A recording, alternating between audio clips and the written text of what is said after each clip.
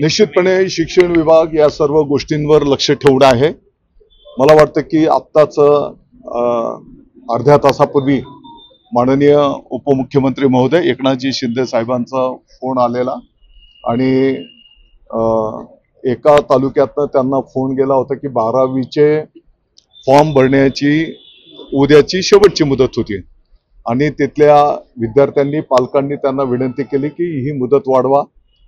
साहेबांचा आदेश आल्याच्या नंतर तात्काळ मी त्याचं चौकशी केली आणि या विभागाच्या अधिकारी महोदयांना त्याचं किमान 15 दिवस आत्ताच्या घडीला 12वीचे फॉर्म भरण्याच्या संदर्भातलं मुदत वाढवण्याची सूचना करण्यात आलेली आहे। मला वाटतं की काही ठिकाणी तुम्ही म्हणता त्याप्रमाणे वस्तुस्थिती पुस्तकं वाहून गेले, दप्तर वाहून गेलेलं आहे आणि मग अशा ठिकाणी पर्यायी व्यवस्था शासनाच्या वतीने त्या ठिकाणी केली जाईल आणि जेणेकरून विद्यार्थ्यांचं शैक्षणिक नुकसान होणार नाही याची पूर्ण काळजी।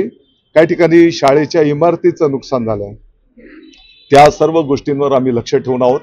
मला वाटतं की आपण बघितलं असेल कालही काही ठिकाणी अतिवृष्टी झालेली आहे आणि मग पुढच्या आठवड्यामध्ये संपूर्ण राज्याचा आढावा घेऊन त्या पद्धतीचं नियोजन प्रत्येक जिल्ह्याचं तालुक्याचं नियोजन केलं जाईल।